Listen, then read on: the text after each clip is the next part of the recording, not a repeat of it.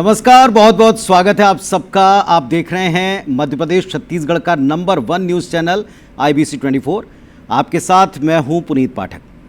हमारा सेहत से जुड़ा खास कार्यक्रम हेल्थ गुरु हर दिन हर वक्त आपकी सेहत से जुड़ा कोई एक ऐसा टॉपिक, ऐसा विषय लेकर आता है जो आपको हमको परेशान करता है। सेहत की सबसे बड़ी खासियत आप भी जानते हैं, जब वो गिरती है तभी हमको डॉक्टर्स की याद आती है। जब वो गिरती है, ख़राब होती है, तब हमको पता चलता है कि इसकी अहमियत कितनी ज़्यादा है जीवन में। तो आज का जो हमारा एपिसोड है वो हमारे दिल का ख्याल रखने वालों को पूरी तरह समर्पित है। आप ठीक समझ रहे हैं, हम आज बात करेंगे कार्डियक सर्जन से, लेकिन उससे भी ज़्यादा विशेष आज का एपिसोड इसलिए है कि आज हम न केवल एक्सपर्ट डॉक्टर से आपकी बात कराने वाले हैं, बल्कि हमारे साथ आज स्टूडियो में ऑडियंस के तौर पर कुछ लोगों को हमने इनवाइट किया है। वो हमारे साथ में हैं, तो वो भी डॉक्टर साहब से सीधे सवाल पूछ सकते हैं। आप अपने सवालों के साथ तैयार रहिए, हम आपके पास आएंगे कि आप भी हमारे एक्सपर्ट से अपने सवाल पूछ पाएँ।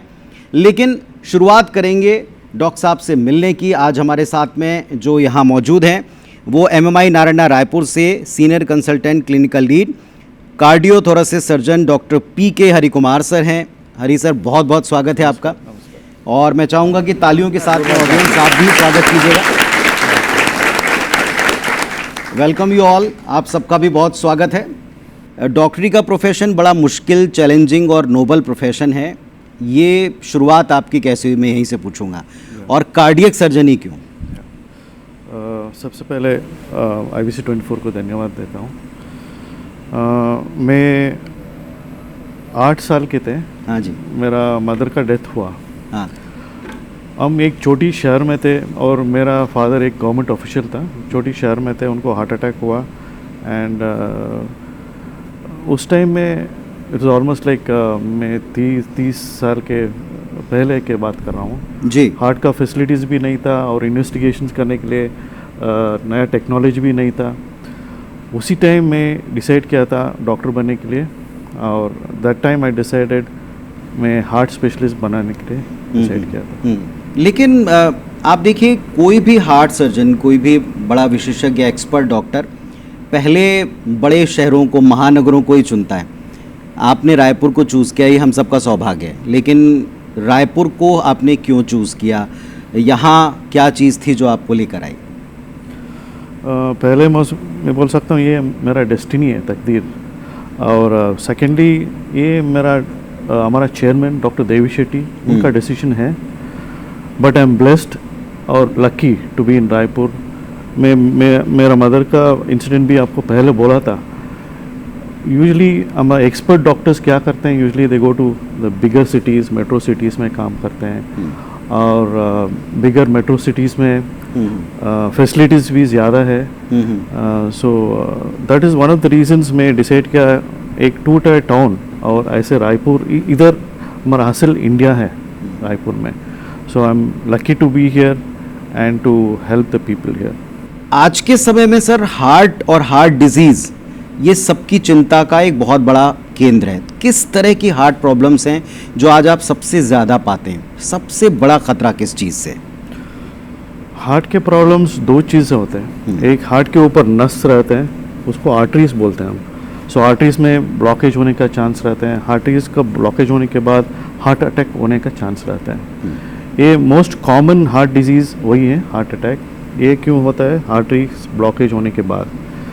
और हार्ट के अंदर 4 वाल्व रहता है, वो दरवाजे जैसे काम करते हैं, 4 चेम्बर के बीच रहते हैं।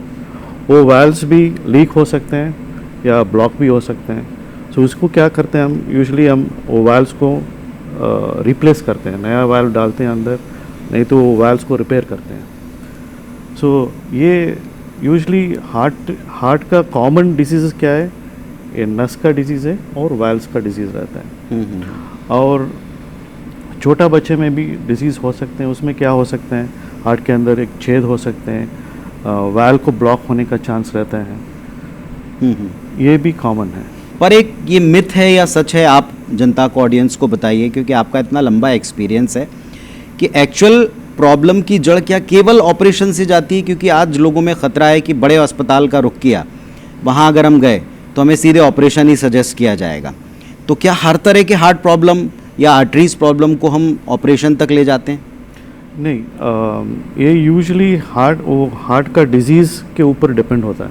हाँ। और क्या करते हैं हम, हार्ट अटैक होने के बाद हम फर्स्ट पेशेंट को स्टेबलाइज करते हैं और उसके बाद क्यों हुआ उसको हम थोड़ा इन्वेस्टिगेशंस करना पड़ेगा। मोस्ट इम्पॉर्टेंट इन्वेस्टिगेशन क्या है, एंजियोग्राम। ये एंजियोग्राम करने के बाद हमको पता चलता है कहाँ ब्लॉक है, कितने आर्टरीज में ब्लॉक है। और ये एक हार्ट टीम का अप्रोच है। हम और कार्डियोलॉजिस्ट दोनों मिला के हम डिसाइड करते हैं पेशेंट के लिए क्या बेस्ट ट्रीटमेंट है। सो यूजुअली हम क्या करते हैं, एक नस में ब्लॉक है, छोटी ब्लॉक है तो हम प्लास्टिक भी कर सकते हैं, बट तीन नस में ब्लॉक है और लंबी ब्लॉक्स है और डिफ्यूज डिजीज़ हैं, उसके लिए सर्जरी बेटर ट्रीटमेंट है।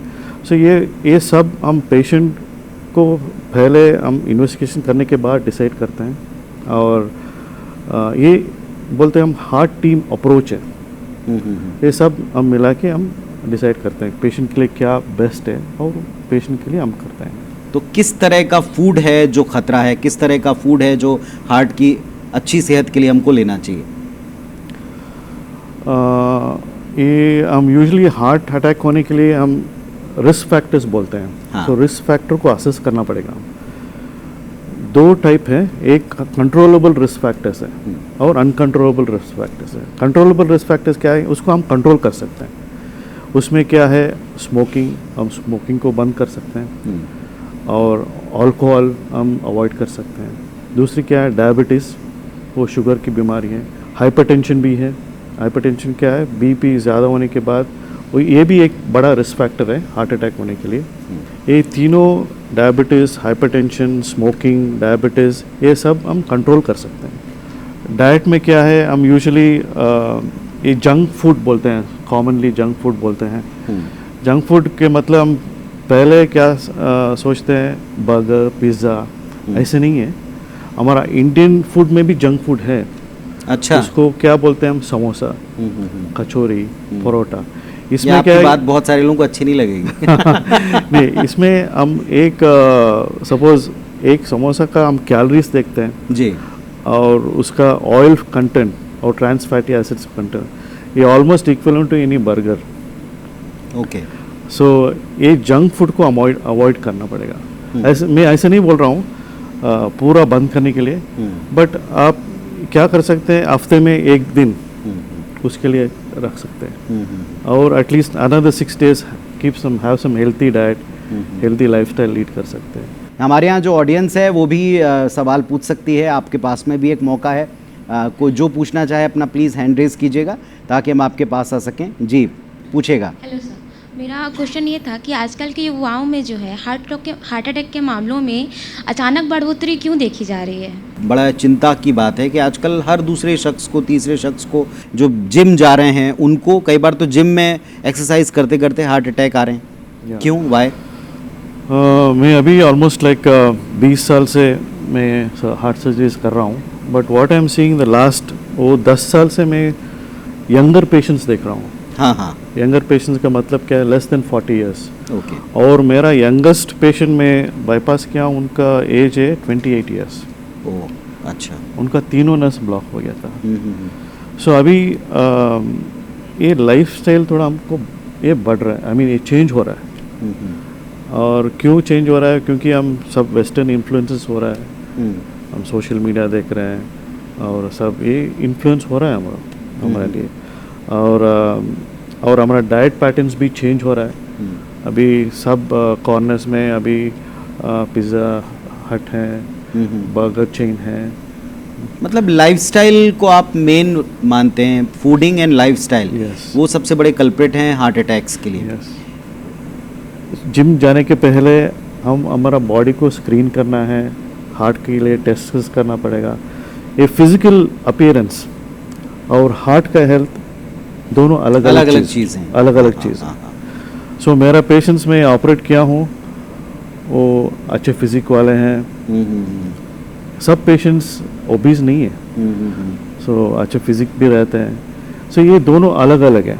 हार्ट का हेल्थ डिपेंड करते हैं, उनका रिस्क फैक्टर्स मैं आपको बोला था। फिर एक सवाल ले लेते हैं ऑडियंस से। कौन पूछना चाहता, प्लीज़ अपना एड्रेस कीजिए। जी मैम, प्लीज़ पूछिए, अपना सवाल पूछिए। सर हम यंग डॉक्टर्स के लिए क्या एडवाइस रहेगा? अच्छा, आप डॉक्टर हैं? हाँ जी सर। यहाँ जो मौजूद डॉक्टर्स हैं उनके लिए भी तालियां बजाइए प्लीज़। जी, तो यंग डॉक्टर्स के लिए क्या आपकी एडवाइस? देखिए, आपको फॉलो करने वाले यहाँ स्टूडियो में भी मौजूद हैं। मेरा 2 बच्चे भी डॉक्टर पढ़ रहे हैं। अच्छा। तो उनको भी मैं बोला है, डॉक्टर पैसे कमाने के लिए डॉक्टर नहीं बनना चाहिए। ये डॉक्टर का जर्नी ये बहुत लंबी सफ़र है और there lot of struggles when you to ये अच्छे डॉक्टर बनने के लिए एक लंबी सफ़र है। आप तैयार होना चाहिए।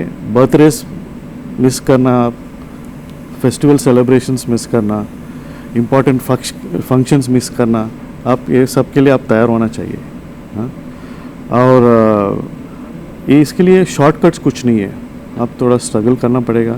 एंड ये 24 आवर्स का एक ऐसा एक रिस्पॉन्सिबिलिटी है। एंड वन मोर थिंग, आप मरीज़ ठीक होने के बाद हाँ, उनका मुंह में स्माइल और उनका रिलेटिव्स का इमोशंस वो देखने के बाद हमको सेटिस्फैक्शन मिलते हैं ना, वो दूसरी प्रोफेशन में नहीं मिलता। बहुत सही कहा आपने। एक बार इस बात पे भी आपको तालियां ज़रूर बजाना चाहिए।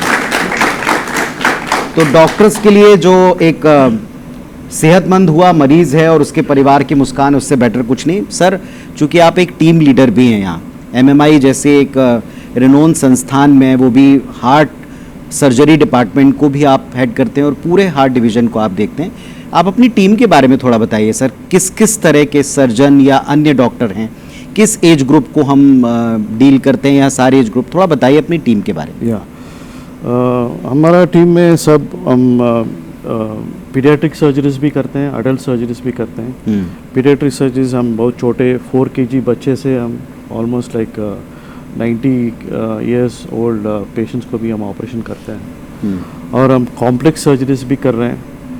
और हम छत्तीसगढ़ में पहली बार पल्मरी थ्रोम्बो एंट्राक्टेक्टमी सर्जरी किया है। उसमें क्या है, नस पेप्टिक के नस के अंदर क्लॉट्स निकालना है। ये बहुत बड़ा कॉम्प्लेक्स सर्जरीज है। और अभी पिछले महीने में हम एक टोटल आर्च रिप्लेसमेंट किए हैं।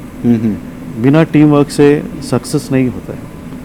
सो हमारा टीम मेंबर्स कौन है? हमारा OT असिस्टेंट्स, स्क्रब नर्सेस और एक इम्पॉर्टेंट टीम मेंबर है परफ्यूजनिस्ट। अनदर इम्पॉर्टेंट पर्सन हमारा टीम में हमारा कार्डियक एनेस्थिस्ट। छत्तीसगढ़ में इतना क्वालिफाइड 3 कार्डियक एनेस्थिस्ट नहीं है। अच्छा। ये हमारा MMA में है। वो क्या करते हैं, ऑपरेशन के बाद ITU केयर, वो सब वो कार्डियक एनेस्थिस्ट देखते हैं। चलिए, बहुत अच्छी बात है। और एक इतनी समृद्ध टीम, एक इतनी मैं कहूँगा मजबूत टीम ही है, तभी लोगों का विश्वास साल दर साल बढ़ रहा। मैं थोड़ा कॉम्प्लेक्स सर्जरी के बारे में और पूछूंगा, लेकिन आप लोगों में से कोई और सवाल लेना चाहे तो प्लीज़ अपना हैंड रेज कीजिए। जी प्लीज़ पूछेगा। सर, आजकल जैसे जेनजी है, वुड से जेनजी में आजकल मेरा भी एक ट्रेंड है देखना, जो मेरे छोटे भाई बहन हैं वो आजकल देर रात तक सोते हैं, फिर देर सुबह तक जगते हैं। तो ये सब से भी कुछ रिलेशन रहता है सर, हार्ट डिसीजेज आने का या प्रॉपर स्लीप साइकिल ना होने का? Early to bed early to rise का बिल्कुल उल्टा पूछ रहे हैं कि ऐसा कर रहे हैं तो क्या हार्ट के ऊपर कोई दिक्कत आएगी? स्ट्रेस एक वेरी इंपॉर्टेंट रिस्क फैक्टर है। और मैं इतना रिस्क फैक्टर्स आपको बोला था, डायबिटीज, हाइपरटेंशन, फैमिली हिस्ट्री। एक सबसे नेग्लेक्टेड रिस्क फैक्टर है stress. It's very very important to have a proper sleep, avoid stress, avoid करना है। स्ट्रेस अवॉइड करके अलग lot of things are there too, like yoga, meditation. और ये सब इंडिविजुअल के ऊपर डिपेंड करते हैं, वो कैसे स्ट्रेस हैंडल करते हैं, सब इंडिविजुअल के ऊपर करते हैं। कोई और सवाल पूछना चाहे तो अपना हाथ तो आप खड़ा कीजिए। जी सर, कई दफ़ा हम लोग सुनते हैं कि किसी को हार्ट अटैक आ गया लेकिन वो जिंदा बच जाता है। कहा जाता है कि मिनी हार्ट अटैक आया है। तो ये मिनी हार्ट अटैक और फुल हार्ट अटैक, इन दोनों में क्या डिफरेंसेस है? अच्छा। एक बच जाता है, एक मर जाता है, कैसे सर?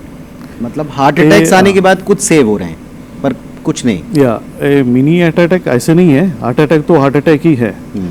बट हार्ट के ऊपर मैं बोल रहा था आपको 3 नस रहते हैं, 3 छोटी नस रहते हैं और एक बड़ा नस रहता है। सो क्या हो सकता है, 3 नस में एक नस ब्लॉक हो गया और छोटी सी ब्लॉक है, हम हार्ट अटैक होने का चांस रहते हैं, बट ये माइल्ड हार्ट अटैक बोल सकते हैं। बट तीनों नस में ब्लॉकेजेस हैं और बड़ा नस में ब्लॉक हैं, वो मेजर हार्ट अटैक होने का चांस रहता है। ये सब ये ब्लॉकेजेस के ऊपर डिपेंड करते हैं। आज जैसे अभी आप बता रहे थे सर्जरी के बारे में, आपने कहा कॉम्प्लेक्स सर्जरी को अभी आप और आपकी टीम परफॉर्म करती है। ये कॉम्प्लेक्स सर्जरी क्या है, एक बात। और आज हम सुनते हैं कि रोबोटिक्स का इस्तेमाल हर तरह की सर्जरी में रायपुर में, मध्य भारत में, छत्तीसगढ़ में, मध्य प्रदेश में होने लगा है। तो क्या रोबोटिक सर्जरी आपके साथ में, मतलब हार्ट सर्जन्स के साथ में भी जुड़ चुकी है? एक नई एडवांस टेक्निक कौन सी हैं, बताइएगा थोड़ा इनके बारे में। या रोबोटिक सर्जरी अभी अभी शुरुआत हो रहा है कार्डियक सर्जरी में, बट ये रोबोट सिर्फ एक इक्विपमेंट है, एक इंस्ट्रूमेंट है। उसके पीछे सब और रोबोट का मूवमेंट्स सब ये डॉक्टर ही करते हैं, सर्जन ही करते हैं। बट अभी इतना एडवांस नहीं है कार्डियक सर्जरी में रोबोटिक सर्जरीज, बट अभी हो रहा है, शुरुआत हो रहा है। हो सकते हैं 10-15 साल के बाद रोबोटिक सर्जरीज कॉमन होने का चांस रहते हैं। और अब दूसरी लेटेस्ट टेक्नोलॉजी के मैं बारे में पूछा था, एक नया टेक्नोलॉजी है MICS बोलते हैं, minimal invasive cardiac surgery. Normally हम क्या करते हैं, ट्रेडिशनली हम हार्ट सर्जरी करने के लिए हम सामने से हम कट करते हैं और इधर एक बोन है, वो हड्डी को हम कट करना पड़ेगा, हार्ट को एक्सेस करने, अप्रोच करने के लिए। हाँ, उसको हम कट करना है और ऑपरेशन के बाद फिर से हम उसको हील करते हैं। बट ये ट्रेडिशनल अप्रोच है। अभी मिनिमल इन्वेसिव में हम क्या करते हैं, छोटा चीरा में साइड से राइट और लेफ़्ट साइड से हम ऑपरेशन, हार्ट का ऑपरेशन कर सकते हैं। अभी हम कर रहे हैं, हम MMI भी कर रहे हैं। वाल्व रिप्लेसमेंट और वाल्व रिपेयर हम साइड से छोटा सिरा में कर सकते हैं। बाईपास भी अभी हम कर रहे हैं, CABG भी हम छोटा सिरा में कर रहे हैं। ये मिनिमल इन्वेसिव कार्डियक सर्जरी बोलते हैं। उसमें फ़ायदा क्या है, दर्द कम रहता है और वो स्कार भी नहीं दिखते हैं बाहर, सो साइड से है, साइड में है। और तीसरा क्या है, पेशेंट, मरीज़ जल्दी उनको नॉर्मल एक्टिविटी करने के लिए चालू कर सकते हैं और दर्द भी कम रहता है। लेकिन क्या ये कॉस्ट इफेक्टिव है या पहले जो सर्जरी चल रही थी उनसे थोड़ा महंगा है? नहीं, पहले ये MICS ऑलमोस्ट अभी 10 साल से चालू हो रहा है। पहले, अभी मैं बोल रहा हूँ रोबोटिक सर्जरी अभी बहुत महंगा है अभी। हाँ, सो पहले भी MICS बहुत महंगा था, अभी ऑलमोस्ट चार्जेस इक्विवेलेंट हो गया है। सो 10 साल से वो चल रहा है। अभी हमारा टेक्नोलॉजी भी इम्प्रूवमेंट हो गया और इंस्ट्रूमेंट्स भी इंडिया से मैन्युफैक्चर कर रहे हैं, तो इंडियन मैन्युफैक्चर भी हो रहा है। सो अभी almost equivalent cost, almost equivalent हो गया है। बहुत से लोग जो वॉल्व रिप्लेसमेंट कराते हैं, वॉल्व के ऑपरेशन कराते हैं, उनका एक सवाल होता है कि उनको अलग अलग कॉस्ट पता चलती हैं। तो आज इससे बेटर कुछ नहीं होगा कि आप सामने जो वॉल्व नया डलवाते हैं उनके कॉस्ट को लेकर इतना कन्फ्यूजन क्यों रहता है? क्या अलग अलग कैटेगरी की हैं? कैसे तय करते हैं कि किसे कौन सा वॉल्व डाल के वो काम कर सकता है? वो किस पर डिपेंड करता है? कॉस्ट पर, पेशेंट पर, उसकी स्थिति पर? कॉस्ट क्यों, इम्पोर्टेड वाल्व्स पर कॉस्ट क्यों बढ़ता है? क्योंकि हम उधर से हम इंपोर्ट करना पड़ेगा और ये ड्यूटी सब देना पड़ेगा, इसलिए ये इम्पोर्टेड वाल्व्स थोड़ा महंगा रहता है। बट हमारा इंडियन वाल्व TTK चित्रा ये ऑलमोस्ट इक्विवेलेंट है और इंटरनेशनल स्टैंडर्ड भी है। हम रेगुलरली उसको भी यूज़ करता हूँ, बट यूजुअली मैं पेशेंट को चॉइस यूजुअली हम देते हैं चूज़ करने के लिए क्या वाल्व चाहिए। Whatever the patient chooses we do it. ठीक है, but almost all the valves are same, equivalent है और सब इंटरनेशनल स्टैंडर्ड्स में मैन्युफैक्चर करते हैं। एक लास्ट सवाल मैं बस आपसे एक छोटा सा पूछूंगा कि हार्ट पेशेंट्स को, या आप हार्ट पेशेंट ना बने, इसके लिए कोई थंब रूल आपने बनाया जो आसान शब्दों में हम दर्शकों को बता सकें कि आप ये करके हार्ट प्रॉब्लम से अपने आप को थोड़ा दूर रख सकते हैं? 3-4 आइटम्स है उसको हम सफ़ेद पॉइजन, वाइट पॉइजन बोलते हैं। ओके। उसमें क्या है, राइस और मैदा, शुगर और सॉल्ट। ये this has to be limited amount. हम राइस को अवॉइड नहीं कर सकते क्योंकि राइस ये साउथ इंडियंस का स्टेपल डाइट है। बिल्कुल। और wheat flour even in Chhattisgarh में भी। हाँ, नॉर्थ इंडियंस का स्टेपल डाइट है व्हीट फ्लोर एंड मैदा। हाँ। शुगर भी अवॉइड, में बोला था आपको, sweets are part of Indian culture. But ये सब को हम लिमिट कर सकते हैं। इसके साथ हम at least 2 fruits in a day and at least 3 vegetables a day, और ए लीन प्रोटीन लेना है। ये सब, all this goes a long way of controlling our heart disease. ठीक है। पब्लिक के लिए हम 3 चीज़ बोलना चाहता हूँ। पहले चीज़ क्या है, आपका हेल्थ ख्याल रखना है। So eat well and always have a little bit of activity every day, exercise करना है। और दूसरी क्या है, सबसे इम्पोर्टेंट चीज़ है, आप डॉक्टर को भगवान नहीं मानना चाहता। ये मरीज़ ठीक होने के लिए ना मल्टीपल फैक्टर्स हैं। अच्छा। पहला मरीज़ का कंडीशन है, और दूसरा उनका ट्रीटमेंट करने के लिए फैसिलिटी, हॉस्पिटल, डॉक्टर्स, और सबसे बड़ा फैक्टर है ऊपर भगवान का है। So don't think God as a doctor. और तीसरा क्या है, अभी हेल्थ कॉस्ट थोड़ा एक्सपेंसिव हो रहा है, अभी expensive. So it's always better to have health insurance in hand. तो एक्सपर्ट के साथ आप मिल करके ये सारी बातें जान सकते हैं।